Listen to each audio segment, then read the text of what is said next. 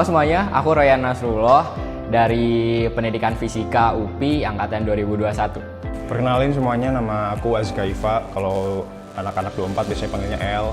Aku dari Biologi Universitas Pendidikan Indonesia Angkatan 2021. Halo semuanya, perkenalkan nama saya Akmal Azari Megaputra dari jurusan Teknik Informatika Universitas Padjadjaran Angkatan 2021. Kenalin, sama aku Sultan Asnara Islam dari Universitas Pendidikan Indonesia, Fakultas Pendidikan Matematika dan Ilmu Pengetahuan Alam, jurusan Kimia, Angkatan 2020. Jelasin dong secara singkat mengenai jurusan yang lagi kamu jalanin.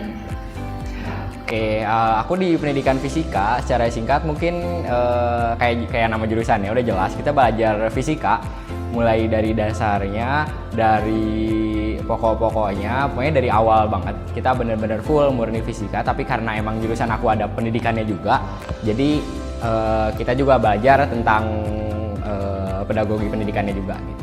Biologi itu bagi aku adalah seni mengenal diri sendiri dan lingkungan. Tapi yang benarnya adalah ilmu yang mempelajari kehidupan. Itu sih simpelnya. Oke, penjelasan mengenai jurusan saya Teknik Informatika. Ya pokoknya gambaran umumnya nggak jauh dari bahasa pemrograman lah ya. Seperti saya saat ini, kemarin saya semester 1, saya sedang mempelajari mengenai salah satu bahasa yang paling dasar yaitu C++. Namun masih banyak lagi sih bahasa-bahasa yang dapat kita pelajari gitu. Seperti ada Python, ada JavaScript, Node.js, SQL, dan masih banyak lagi gitu. Di Kimia Murni itu semuanya mostly belajar mengenai tentang ilmu murni, yaitu kimia itu sendiri, di mana berisi mengenai bagaimana kita untuk bisa mengolah suatu materi menjadi hal yang lebih bernilai dan ditinjau melalui reaksi dan juga beberapa hal yang bisa menunjang hal tersebut untuk bisa lebih bernilai tadi. Kira-kira yang bakal dipelajari di jurusan fisika ini apa aja? Jurusan fisika udah jelas fisika sih, udah jelas banget. Tapi kalau misalnya kita ngomongin tentang matkul ada fisika dasar, eksperimen, fisika, terus fisika matematika yang belajar kalkulus dan kawan-kawannya. Kayak gitu-gitulah pokoknya. Oke, kalau di biologi aku sih ngebaginya dua. Ada biologi yang teknikal banget, ada biologi yang lapangan. Biologi yang teknikal ada biokimia, terus genetika dan semacamnya. Kalau biologi lapangan ada biodiversitas. Pokoknya kalau di semester 1 itu masih umum. Ada biologi dasar kan, ada biodiversitas juga, tapi kesananya semakin spesifik. Ada anatomi tumbuhan, ada ekologi kelautan, dan lain-lain. Sebenarnya banyak sih, karena juga ini tergantung ke minat kita masing-masing gitu. Karena nanti pada saat lulusannya juga tidak hanya jadi programmer juga, tapi bisa jadi IT support dan lain-lainnya. Cuman ada 3 bidang yang paling banyak orang minatin, terutama di Unpad. Di Teknik Informatika Unpad ini juga dia punya 3 peminatan gitu. Yang pertama ada sistem informasi, yang kedua ada jaringan komputer, dan yang ketiga ada artificial intelligence atau AI. Kalau untuk jurusan yang kimia sendiri itu mempelajari mengenai secara umum itu mengenai tentang tadi yang sudah saya sebutkan. Untuk di UPI sendiri itu akan mempelajari 4 hal. Yang pertama ada kimia material, kimia lingkungan, kimia hayati, dan juga kimia makanan. Nah artinya dari keempat hal tersebut kita akan mempelajari mulai dari basicnya yang paling awal sampai nanti ke hal yang paling kompleksnya, dan disertai oleh praktek, karena tentunya jurusan kimia itu sendiri nggak akan bisa optimal lulusannya itu jika tidak dibarengi oleh praktek. Jika hanya teori saja itu tidak bisa kayak gitu. Kalau untuk prospek karir dari para lulusannya kayak gimana? Prospek karir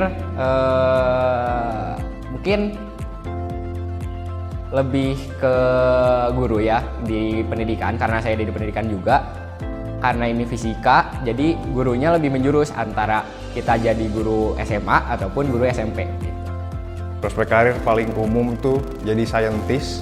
Kalau yang pendidikan bisa jadi guru atau akademisi lainnya. Tapi biologi itu kan sangat umum ya, sangat luas juga. Jadi gimana mindset urusan karir mah? Soalnya banyak juga anak biologi yang akhirnya kerja di software engineering karena belajar bioinformatika. Ada juga yang jadi ini kayak Steve Irwin, jadi pawang buaya gitu-gitu. Prospek karirnya sejauh yang saya dengar dari kating-kating angkatan atas katanya sangat luas sekali ya.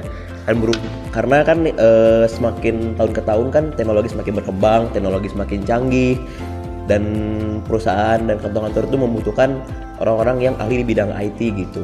Cuman kalau perihal prospek ini kembali lagi ke peminatan, nanti diambil oleh masing-masing oleh kalian. Misalkan kalian nanti masuk peminatannya sistem informasi, kalian bisa jadi UI UX designer, bisa jadi UI UX yang ngedevelop dan lain-lain. Kalau kalian masuk Jarkom atau jaringan komputer, kalian bisa jadi cyber security yang bisa juga dari administrasi dan lain-lain. Kalau misalkan di artificial intelligence, ya kalian biasanya bikin sistem robot gitu sih gitu. Prospek karir, untuk prospek karir tentunya kalau mahasiswa-mahasiswa kimia itu punya apa ya, kayak kalau bisa dibilang tuh primadona pekerjaan ketika sudah lulus gitu. Nah, untuk primadonanya itu kebetulan dari kimia sendiri itu karena nantinya bakal kerjanya banyaknya di lab gitu segala macam. Banyaknya itu pengennya jadi QC atau QA. Artinya menjadi seorang quality control atau quality assurance dalam suatu industri ataupun suatu perusahaan seperti itu. Kalau sampai sejauh ini, apa ada pengalaman paling menarik atau menantang dari jurusan yang sedang diteliti? Pengalaman menarik atau menantang apa ya? Dari jurusan mungkin dari mata kuliahnya, mungkin dari pembelajarannya, karena kita lebih ngebahas fisika lebih dekat banget, lebih jelas banget, lebih rinci banget sampai ke inti-intinya juga. Jadi itu jadi tantangan karena bener-bener baru nyadar, oh ternyata fisika tuh nggak cuma ngitung sesimpel itu gitu. Oke, meskipun baru 1 semester ya, tapi yang paling seru itu adalah ketika kita ke lab ekologi, karena di sana banyak alat yang keren-keren banget, dan ya selain capek seharian karena harus keliling-keliling UPI gitu, tetap kerasa gitu feel-nya. Senang banget deh. Pengalaman menarik ya, yang pertama jujur saya nggak punya basic dalam hal coding-codingan gitu untuk for the first time. Dan setelah saya belajar, wah ini menarik banget gitu untuk dipelajari gitu. Karena stigma orang-orang kan, wah kayaknya bakal susah gitu bahasa pemrograman itu. Tapi setelah saya pelajari, memang susah sih, cuman rame lah untuk diulik gitu. Karena ini sangat luas sekali gitu cakupannya gitu, tidak hanya satu dua hal. Untuk tantangannya, ya ketika misalkan dosen nyuruh kita untuk membuat suatu program, contohnya program untuk konversi suhu, program kasir sederhana, program tarif parkir. Nah itu kita harus nyusun dulu gitu bagaimana langkah-langkah cara membuat program ini, dari mulai pseudocode-nya, dari mulai flowchart-nya hingga nanti ke codingannya seperti apa, seperti gitu sih. Pengalaman menarik atau menantang ada sih, apalagi saya kebetulan kan dulu waktu awal itu masuk pas pandemi ya. Jadi yang namanya ngerasain kuliah offline tuh selama 1 tahun nggak ada sama sekali. Dan kemarin kebetulan waktu semester 3 itu tuh baru bisa merasakan pengalaman langsung offline dan langsung praktikum. Jadi ada matkul praktikum, kita melaksanakan praktikum, dan di sana menjadi suatu hal yang baru karena sangat kompleks dan beda aja gitu praktikum yang dijalani ketika SMP, SMA dan kuliah seperti itu. Boleh dong kasih tips untuk adik-adik yang pengen masuk ke jurusan fisika? Tipsnya mungkin semangat aja ke adik-adik fisika ya. Meskipun kelihatannya sulit, tapi nggak sesulit itu, karena fisika tuh selama kita tahu, selama kita kebayang kayak gimana bentuknya, itu bakalan nyantai lah ke depannya juga. Terus mungkin tipsnya kalian kuat-kuatin matematika kalian aja lah. Buat adik-adik yang mau masuk jurusan biologi, banyak tidur karena akhirnya kalian akan sangat stres untuk mendalami konsep. Yang kedua, kalau kalian pengen masuk juga, perluas mindset, jadi jangan stuck di situ aja karena prospek kerjanya itu sebenarnya sangat luas dan harus menikmati, harus punya passion lah di biologi, seperti itu. Tipsnya untuk adik-adik, yang pertama tentunya jangan takut kalau kalian belum punya basic codingan. Nah, karena saya juga belum punya basic codingannya gitu, karena bakal belajar benar-benar dari nol, pokoknya tuh dari nol belajar. Ya selama kalian bisa mengikutinya, insya Allah bisa lah. Terus juga yang paling penting itu minat kalian gitu, karena di jurusan apapun Kalau itu bukan minat kalian, maka kalian akan tersiksa. Tipsnya apa ya? Yang pertama harus suka dulu sama kimia, harus banget itu suka dulu sama kimia. Karena ketika kalian gak suka sama kimia dan kalian dipaksa untuk masuk jurusan ini, yang ada kalian bakal mumet dan pusing kayak kenapa sih harus kayak gini, segala macam aneh. Karena jurusan kimia itu sendiri tuh merupakan suatu jurusan yang apa ya? Yang abstrak gitu, nggak bisa dibayangin dan nggak bisa divisualkan secara langsung. Beda sama fisika yang mungkin beda sama biologi yang mungkin bisa kita lihat secara langsung, bilang seperti apa, hewan seperti apa, makhluk seperti apa. Kalau kimia itu lebih ke hal-hal yang lebih molekuler sifatnya, sehingga ketika kita harus membayangkan hal tersebut akan menjadi abstrak. Makanya kita harus menyukai terlebih dahulu pelajaran kimia itu sendiri, dan kita harus punya rasa ingin tahu yang besar, agar ketika kita nanti mempelajari kimia lebih dalam itu akan selalu muncul pertanyaan mengapa bisa begini, mengapa bisa begitu, dan seterusnya. Buat teman-teman sendiri nih, ada kriteria khusus nggak sih buat masuk ke rumpun MIPAKOM? Kalau kriteria khusus di MIPAKOM kayaknya sih lebih ke kuat-kuatin di mata pelajaran yang berhubungan sama MIPAKOM-nya aja gitu. Kayak mungkin dari sesuai jurusan kalian, biologi, fisika, kimia, atau matematika, atau yang lainnya. Mungkin khususnya matematika karena mau apapun jurusan kalian, pasti kalian bakalan ketemu hitung-hitungan di dalamnya gitu.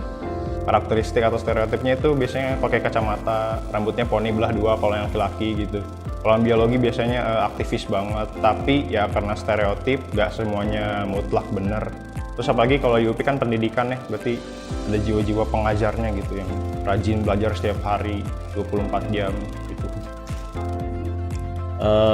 Stereotip ya, bahas stereotip sebenarnya ini no offense ya, cuman dari teman-teman saya banyak yang bilang bahwa di rumpun MIPA itu orang-orangnya nerd gitu, tuh buku belajar doang gitu, jadi nggak ada sosialisasi, wibu, terus apa lagi ya, ya pokoknya anak-anak pendiam di rumah lah gitu.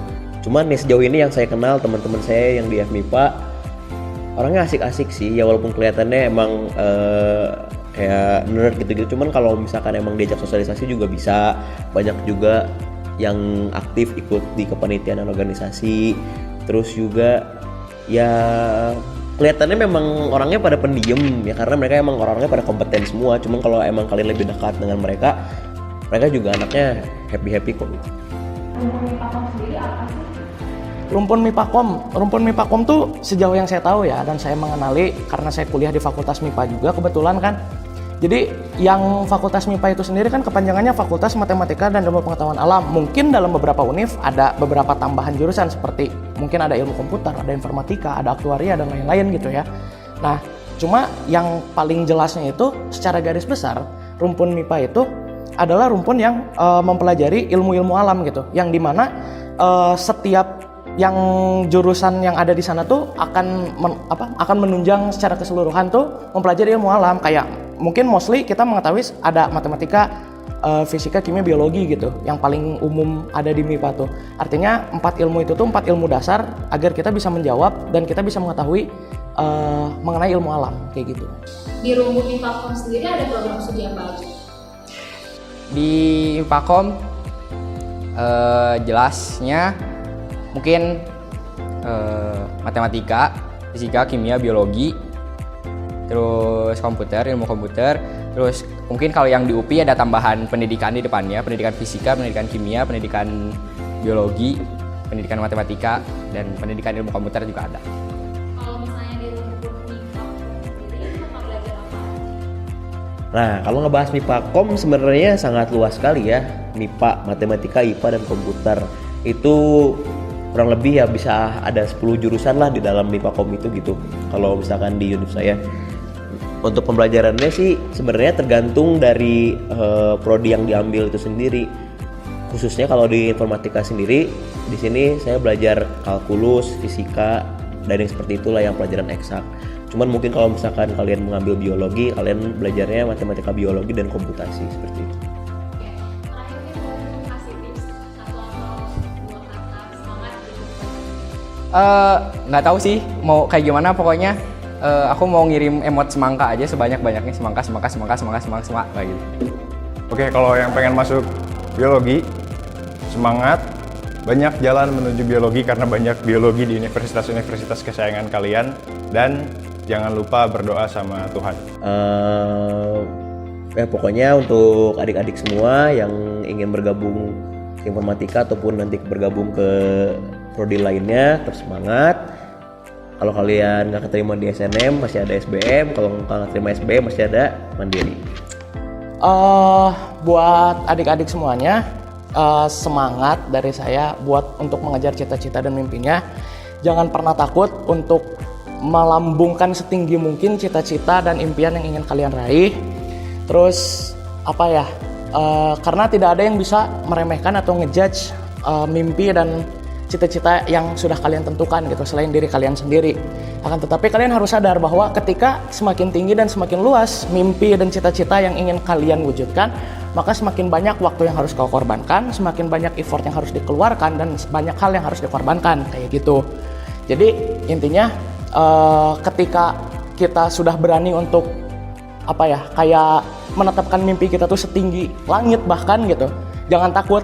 Dan nanti pun ketika kau merasa mimpi kalian itu terlalu tinggi, kalian akan disadarkan oleh satu hal gitu. Teringat dari perkataan teman saya, ketika semakin kau bertambah dewasa, semakin kau bertambah usia, maka idealismemu akan terkikis oleh yang namanya realisme. Jadi ketika usia kau bertambah, rasa idealis yang ada pada diri kalian tuh pelan-pelan akan disadarkan oleh kemampuan kalian berpikir tentang suatu hal yang lebih realistis gitu.